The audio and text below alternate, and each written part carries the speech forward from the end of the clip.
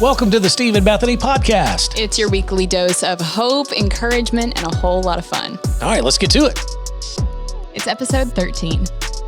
Okay, welcome in, everybody. The Steve and Bethany Hopecast is underway, 13th episode. So glad that you're here. And I was looking at some numbers, and I do this, every week because I'm very, wanting this thing to grow, wanting this to get to bigger. Yes, yeah. We literally are being heard all over the country. So cool. It really is pretty cool. So thank you wherever you are, even around the world. We've got some people listening still in France and in the United Kingdom, Africa. And Yeah, it's not a country, but it's a continent, so yeah. It blows us away. But we went to school. We're glad that you're here. Glad that you're joining us here and making the podcast a part of your routine. Today we're going to talk about something fun. We're going to talk about dating issues, relationships as a whole. I think. Yeah, starting from dating, but also moving in to marriage because you're getting ready to celebrate your second anniversary? Second anniversary, yeah. Wow. When this drops, we record on Mondays. So tomorrow, Tuesday, is my anniversary. So when we have released this episode, my husband and I will have just celebrated our anniversary. Now, coming up a little bit later, we're going to be talking about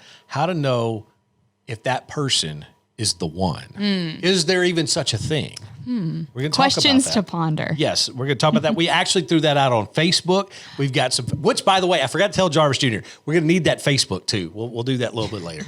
Go get it. Yes, Come on. that's right. We're going to need to. I'm giving plenty of heads up, and then later on in the aftercast, for those of you on Patreon watching this, we're going to be telling you the real story. We've never really told it before. Not really, no. As to why we're not on the radio anymore. Yeah, so we'll be diving into that, covering a lot today. Yeah. But I am really excited to talk about relationships because I feel like no matter what stage of life that you're in, whether you're dating or you're engaged or married, or maybe you're just kind of single and content, single and looking, wherever you're at some point, everybody kind of thinks about relationships and the way to do them, especially as a Christian, but just in general, because nobody's really got it figured out. It's very difficult, I should say, because I think relationships, we all tend to say, okay, here's what I want, whether you're a Christian or not. Here's my kind of list of standards and whatever. And then all of a sudden you meet somebody who likes you, who's kind of into what you're into. And all of a sudden, a lot of times those standards kind of go out the window a lot of times because not for any other reason other than, hey, I dig being around this person, and this person seems to really like me for who I am. So maybe this isn't so important. Yeah, I know. And especially, as somebody that wants to be careful with the kind of people that they date and just dating in general, being wise about how much you go out and who you hang around and all of that. It's hard because you do want to have those standards, but at the same time, it can feel like, well, nobody else has these standards. So am I the one that's being picky and being difficult for trying to date the right way, so to speak? Right. Yeah. I as a parent of one that's already become an adult now, hard to believe he's 19, but, and then I've got him and his girlfriend have been dating for like over a year, right? They really have. They've known each other for a very long time, and they both have very high standards as to spiritual aspect. And that's what I've told my kids from the almost very beginning is like the number one thing that your mom and I want from you as far as a dating relationship is the person you're going to go out with has to love Jesus, not go to church, not be familiar, but really have a strong relationship with Jesus. Everything else we can work with. Everything else we can make happen.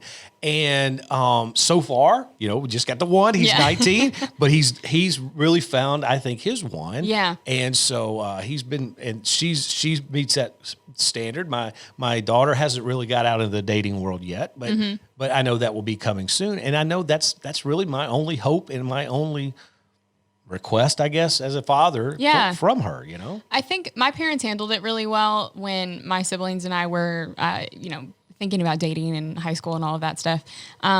I will say I didn't really date a ton. I went out with a few people, but nothing really serious until really I met my husband now. I didn't really care a whole lot. It wasn't a big priority in my mind. I felt like I watched all of my other friends kind of go through a boy crazy stage, and I was just like watching on the sidelines like, man, this seems miserable, but y'all have fun.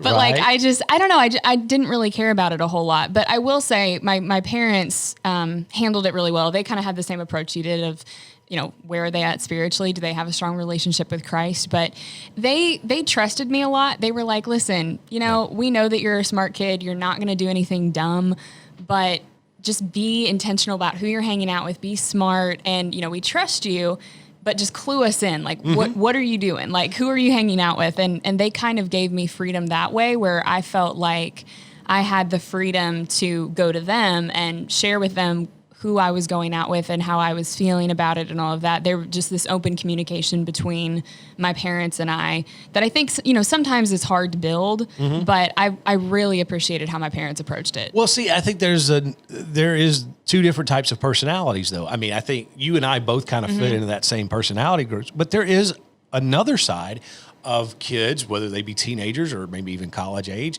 Hey, I understand, and I want that person that I'm going out with to have a strong relationship, but I'm not looking for marriage. I'm not looking, I am looking just to kind of hang out, get to know people and everything. And there's really nothing wrong with that. I mean, I know as a Christian community, that's always been kind of I don't know, dating's kind of almost like a bad word. Yeah. Well, okay.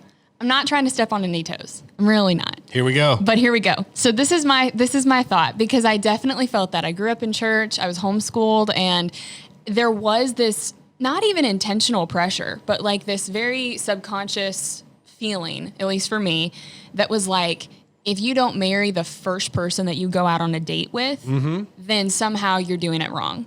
And I will say, I know plenty of people that, the only person that they've ever gone out with is their spouse. Sure. That's great. That's some people's story.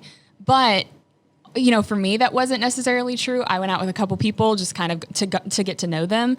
And then I met my husband, and I was like, all right, I like you. Like, we're going to pursue this. But I think it's important to have a balance, because obviously you don't want your kid to just go out with anybody that has a pulse and just, make bad decisions or any of that. But also you don't want them to feel so afraid of getting to know someone because of the idea of, I have to commit my life to this person, and if it doesn't work out, I'm doing it wrong. Right. And there's this intense pressure.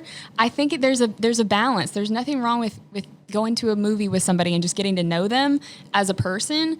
And then, trying to just be wise about like dating with intentionality and having some purpose behind it. It's a fine line to walk, for sure. It really is a fine line. And I think not only should that be the communication between, the young person and the parent, but also the two going out. Oh, for sure. Yeah. I mean, because like, what are the expectations? Exactly. Here? Yeah. If there is somebody that's looking, hey, look, I am looking for somebody to marry in the near future. And if you're not in my plan, or you're not in that wavelength, maybe we shouldn't do this. Well, and I'll say this too, there's plenty of people that are like, my kids aren't going to date until they turn 16 or 30 or 30. Yeah. Just depending on the family.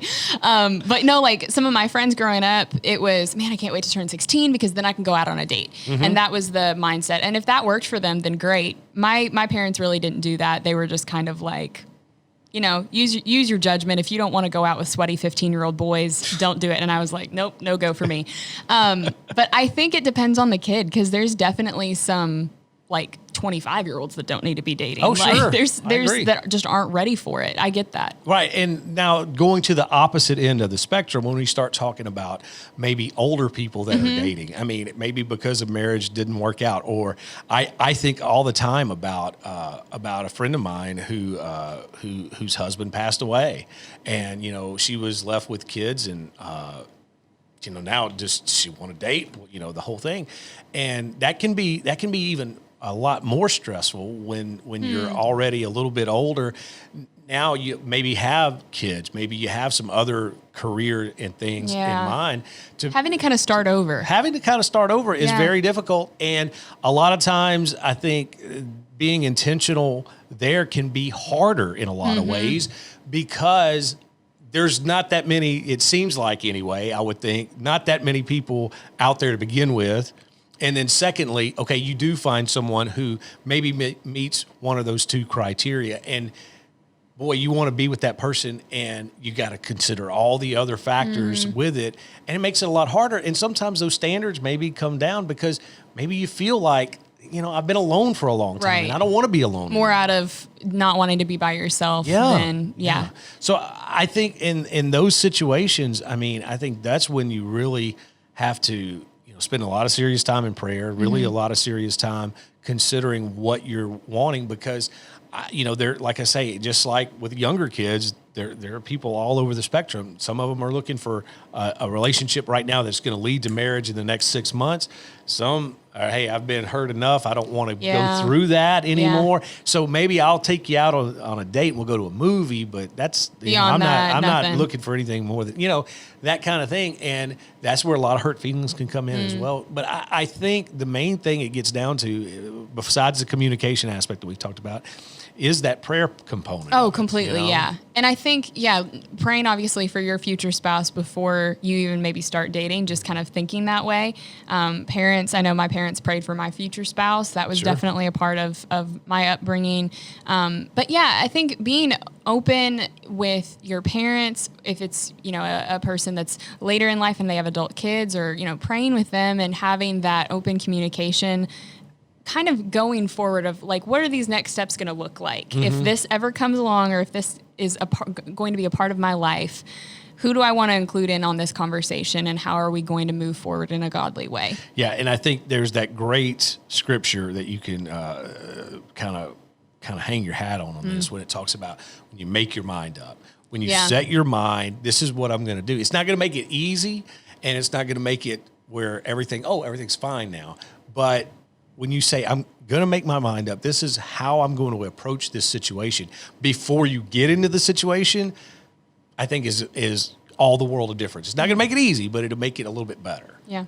Steve and Bethany Hopecast is brought to you by Pat Davis. He's your healthplanman.com. And whether you're new to the podcast or you've been around a while, you've heard us talking about Pat Davis. He is a listener. He's a viewer of this podcast. He believes in what we're doing here. That's why he's sponsoring this. But he's also passionate about trying to put you back in control of your health care. And one of the ways he's able to do that is being able to save you, number one, on monthly premiums, up to 50% in a lot of cases. And then no out-of-pocket expenses unless you've got a hospital stay. Because I'm telling you, I had a doctor's visit, $76. I got a check from the insurance company for $180. We've shown the pictures on here before. And it sounds kind of too good to be true. It does sound too good to be true. And I was very skeptical when I first met Pat, started first talking to him. But I'm telling you, this is real. This works. Yeah, definitely. And all it'll take is just a few minutes of your time. And like Steve expressed, Pat is really passionate about making sure that you're in control of your health care, that they kind of put all the money up front first, and then whatever's left over is what you're going to take care of. He's really passionate about making sure that you get the best bang for your buck when it comes to health insurance. So all it'll take is just a few minutes, sit down with Pat, talk on the phone or meet in person. And here's the thing too, it's on your schedule. Yeah, exactly. He kind of works around what works for you. So all you have to do is go to yourhealthplanman.com. It's yourhealthplanman.com, and Pat will work with you. All right, welcome back. Steve and Bethany Hopecast continuing. We're talking about relationships and talking about marriage and talking about dating and how all that kind of works together as trying to find like the one. And we wanted to talk about this because you and I have talked about this off air. Yeah. About, is there such a thing as the one, the soulmate kind of person? Kind of like your unicorn, like the one person that you are destined to be with for the rest of your life. So? I don't think so. I think obviously God is sovereign and he knows who your spouse is going to be, and he's picked that person for you. So yes, but also I think you see, that, everybody's life is different. And sometimes if, a spouse passes away and somebody gets remarried, well, was their first one never the one at all? Or is the second one their one? Like, right. I don't think you can really think with that mentality. You just have to go into it knowing God's sovereign and he has your person lined up for you, but it's not like you have to go hunting for your one, if that makes sense. I think you're right. And, you brought up this person passing away and stuff. My best friend in college, he waited later in life to get married, and he married this lady, and they were so much in love, and they had kids together and everything. And then at the age of 43, he had a heart attack and passed away. I remember when that happened. Yeah. And, she was obviously devastated, heartbroken, and the whole thing. And I'm sure, although I haven't talked to her about it, I'm sure that at some point she thought, well, I'll never get married again. I found the love of my life. Well, it wasn't too terribly much longer that she was getting remarried. And I don't think that that's wrong. I don't No. think that that's something that's she's settling necessarily. Yeah. It's just that I think that there are more than one person, although there's something magical when you do find that special one. You know, Yeah, it's almost, you're almost talking out of both sides of your mouth. I Yeah. know, but it is such a fine line. It's hard to define. Though kind of the way I land on it is your one is the person that you're married to. Like when you get Sure. married, Yeah. that's your person. I'm going to completely butcher this quote, but Vodi Bakum talks about this where he's basically like, listen, if your husband is, 4'10" and bald and weighs 485 pounds, that is your type. If your wife is, 6'5" and has bright red hair, that's your type. That's what you love. And that's your one. So he's basically saying that your type and your one is the person that you're married to, no matter who God gives to you. Oh, I think that's absolutely Yeah. right. Once you make that commitment to be with somebody, all of a sudden, that's what's most important. Yeah, there's no really going back on that, because when you talk about love, so many people get this idea that love is something you can't control. It's just something this you feeling. It's all but really is it goes back to the old DZ Talk song. Love is a verb. Yeah. Love is a commitment. Yeah. It's something you do and not something necessarily that you say. So you're right. Even if maybe you didn't pick the right person, they become the right person. Right. Well, and no one is really the right person, because you go into marriage a sinner and you're going to leave marriage a sinner. You know what? It doesn't I change. think that's true. But that also, you saying that brought up a story in my mind. We had a Valentine's banquet at one of our church function things. And the speaker got up and said, I just want to talk about my wife, how she's the greatest wife of all time.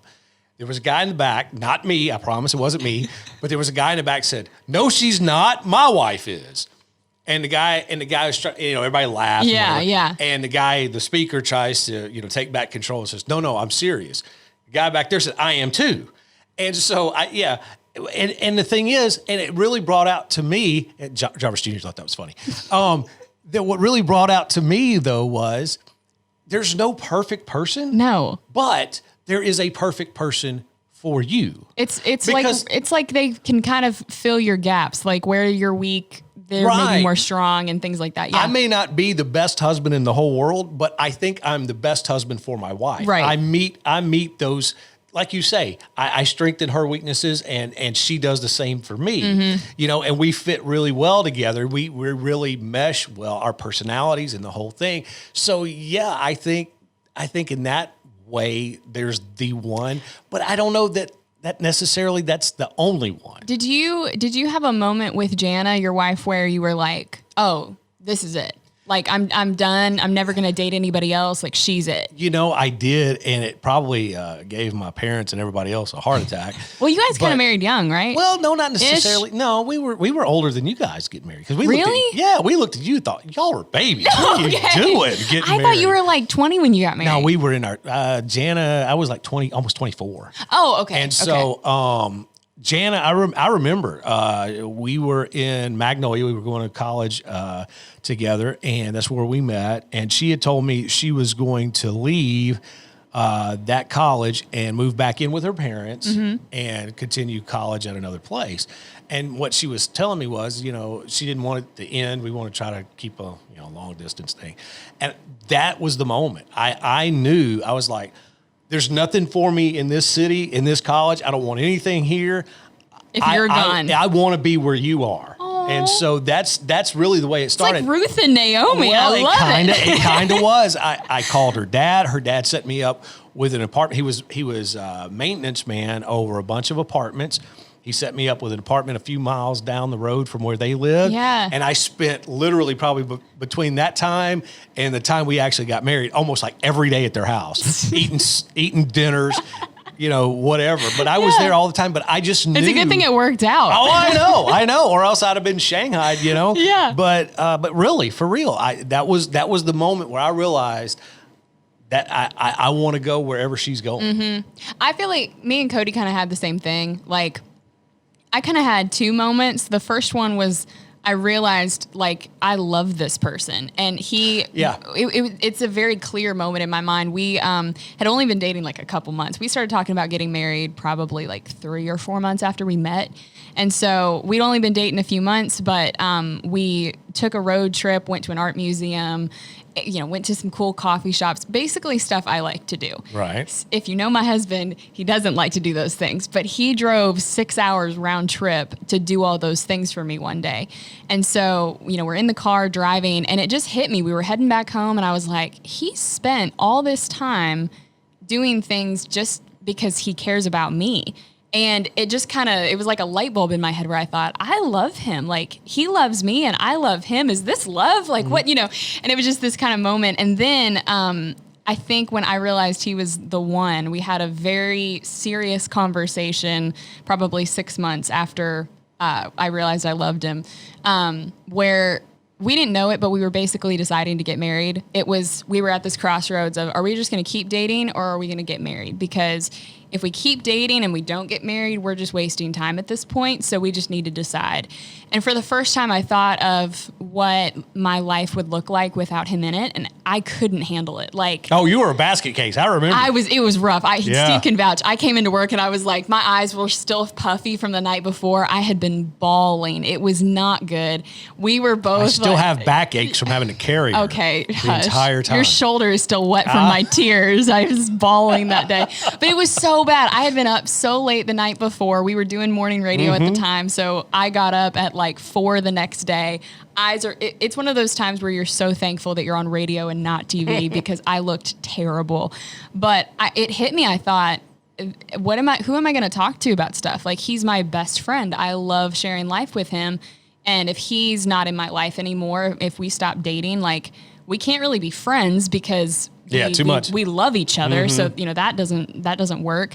And then I started thinking, I love his family. Like, I'm close to his parents. I'm close to his brothers. Like, this is so sad, and I don't like thinking about this. What is this going to be like? And so that was the first moment where I thought, I want to spend my life with him. I don't want this to stop. Like, he's my person. Yeah. Well, we decided to throw it out on Facebook to get some of your responses to this question about the one. And Jarvis Jr., if you can't throw it up, there we go.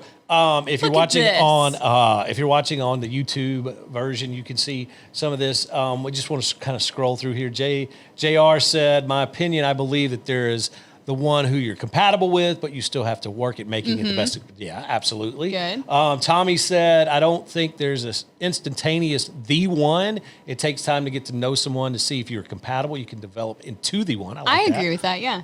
Richard, who's one of our Patreon members, he wrote in. Let's see. Okay. Truthfully, there are ones, but the one is the one of the ones that you meet first.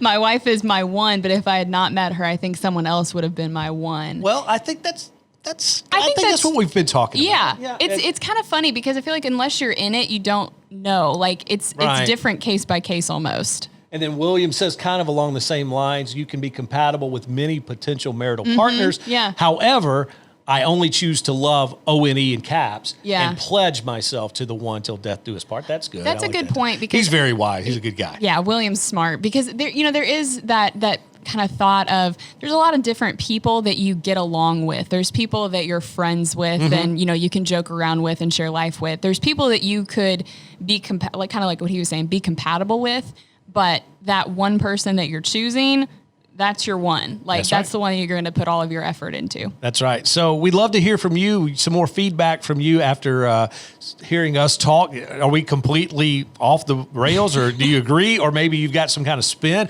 Hopefully you've got some kind of better ideas than we had. So maybe we'll see. So let us know. You can hit us up on Facebook. You can also leave a comment, email us a comment. It's Steve and Bethany's hopecast@gmail.com. We'd love to hear from you. Yeah, for sure. Well, if you have been listening to the podcast for any length of time, you've probably heard us mention a time or two Patreon. We are big fans of Patreon, and we so appreciate everybody that's jumped on board with us already. If you haven't, you should become a patron. It is a great way not only to support the podcast, but then just really to connect with us as people, help us connect with you, just all get to know each other a little better. Yeah, and we're revamping what we're doing here Yes. at Patreon. What we're going to do starting next week is we're going to have like the first 3 minutes it's kind of a behind the scenes deal. We're going to have like this GoPro camera almost like in the very corner of the room. And it's almost like you're in the studio with us. Yes. And you're kind of starting the podcast with us, where you can see, a little bit more of a behind the scenes look into the podcast, what we talk about right beforehand. It'll be really fun. And then that'll lead right into the aftercast where we get you involved as far as choosing topics and that kind of thing. And that's all available at one place, patreon.com/Steve and Bethany's Hopecast, where you can also unlock a ton of other rewards that we've got there. Just a way of saying thanks for supporting us. Yeah, the tiers start at $5 a month and then $15 a month. With the $15 one, you get a few more perks. So definitely check it out. Tell your friends about it. Like I said, it helps us. It keeps the podcast going. So we really appreciate you. Yeah, Steve and Bethany on Patreon, patreon.com/Steve and Bethany's Hopecast. For those of you that are watching on Patreon, we're going to be doing something called the Aftercast, which is right after this last segment that we're about to do. We do a bonus segment. You're going to hear the real story behind why Steve and I are no longer doing morning radio together. Yes. It is a popular topic. We've had a lot of requests for us to do this. We have, and we've never told the story. Not really. So not in depth. Yeah, not in depth. So we're going to be talking about that right after this story. But before we get there, you kind of have a bone to pick a little bit. I get that vibe. I do a little bit. bit. It's not so much a bone to pick. It's almost like an observation that you've made. We're making progress with this podcast. Okay. Because I'm taking credit. Now, you know how I operate. Steve takes credit for everything and anything. Pretty much, especially if it has anything, way, shape, or form to tie it into something we've ever done. Yes, I eventually will take credit for. And to be fair, there's really no original ideas. I mean, you told me that. Everything is just stolen. That's exactly right. Especially in the world of radio. You know who said that? Solomon. There's nothing new under the sun. It's very true. So here's what happened. My wife and I were, she was sitting in her chair. I was sitting on the couch. She started playing this video on Facebook from that lady, Heather Land. She's the I ain't doing it. I ain't doing it lady. I ain't doing it. So Jarvis, can you bring this up? And I'm listening to this and I'm thinking to myself, we've got a celebrity listener. Let's listen to what she said first. I haven't seen this, so. Okay. All right, let's listen to what she said first. Okay. I would just like to take this moment to give a very special PSA. Now, some of y'all aren't going to believe me when I tell you, but did you know that it is possible to disagree with someone on social media and not give a hateful opinion? I mean, who knew? I think it's called something like, what's the word? Oh, yeah, maturity. Y'all the most hateful bunch of folks I've ever seen in my life. And what do you do for a living, exactly? Oh, you're a stay-at-home mom. Okay. Oh, and you lead a life group. Oh. See, I would have paid you more for a proctologist. The way you keep ripping everybody a new one. You missed your calling, that's for sure. Probably gonna miss the rapture, too, with that mouth. I'll tell you what, I'd rather homeschool somebody else's kids than to listen to y'all fight. Okay, you see, I'm listening to my wife watch that video, and I'm thinking to myself, that's the exact podcast we just did, episode 12. Yeah. She is completely, well, first either stealing or second, she's verifying exactly what we talked about. Well, yeah, because we brought up the point that like you can completely disagree with somebody and not be hateful or rude or terrible. She covered everything we talked about. All of it. Oh, this is amazing. So what did you do? Did you like reach out to her and say like, hey, thanks for being a listener? Apparently, I put a link to last week's episode in there. I love it. I sure did. So we're influencing people right and left. So now, this is amazing. So now when we tell the story from now on, yeah, Heather Land, the I ain't doing it lady, number one fan, is a fan. This is how this works. See, this is the thing. When something in radio is borrowed or stolen, or in this case, my guess, coincidence, that she just happened to be sharing what we already talked about. After the fact, we always like to just take advantage of these opportunities and just say, you know what? This is the truth. This is from here on out. She's a fan. That's how we're going to tell it at dinner parties. That's exactly how we're going to do it. That's what we're going to do. My Matthew McConaughey story is like that. You don't really know Matthew McConaughey, though. That'll be save later. that for we'll another save that time. later. But that's the way the Matthew McConaughey story According started, to too. Steve, he is best friends with Matthew McConaughey. Well, okay, so that's where we are going to leave this episode. Yeah, we'll tell that story another time. And we appreciate you watching, appreciate you listening so much. We are on social media. Would love for you to join us. We've got the regular Facebook page, and then Jarvis a couple of weeks ago said, "Hey, you need a private Facebook group." So we said okay. So that's what we've got set up there. We'd love for you to join us. The links are in the show notes where you can join us there. We talk about topics, and we like the question we posed earlier is there as well. So we'd love for you to join us there on social media. I think we also need to bring up, you may or may not have noticed this, but Steve and I, we got merch, baby. Yes. Look at this. That's right. Slinging Hope, and then this one just says Stephen Bethany's Hopecast. You can buy your very own Hopecast t-shirt when you go to stephenbethany.com. There's little links there. And not only t-shirts, but we also have coffee mugs. We have face masks, which hopefully maybe we can debut in the next couple of weeks. Some face masks that look pretty cool. That'd be fun. It's back to school. Yeah, Just I know. saying. That'd be a cool way to like rep. Everybody's got to have a face mask going back to school. I like it. Why not be a Hope Dealer face mask? Why Yeah. not be a Stephen Bethany Hopecast face mask? That's all I'm saying. Just putting it out there. Just throwing it out there. putting Just it going out to leave there. it right there. So go to stephenbethany.com, and if you want to rep some merch, definitely just go there, check out what we have to offer for you, and you can make your purchases there. Absolutely. So thank you again for watching, and please continue to tell friends. You're the biggest way we grow. You know, Word of mouth, yeah. Word of mouth. Letting your friends know about this podcast has helped us grow to this point, and we're so looking forward to what we got coming up in the next few weeks. Yeah, just going to get bigger and hopefully better each and every week. We want you to continue to help us. Just continue to be there for us. for sure. Well, we appreciate all of you listening. Does that do it for episode 13? I think so. Good night, Olive Branch.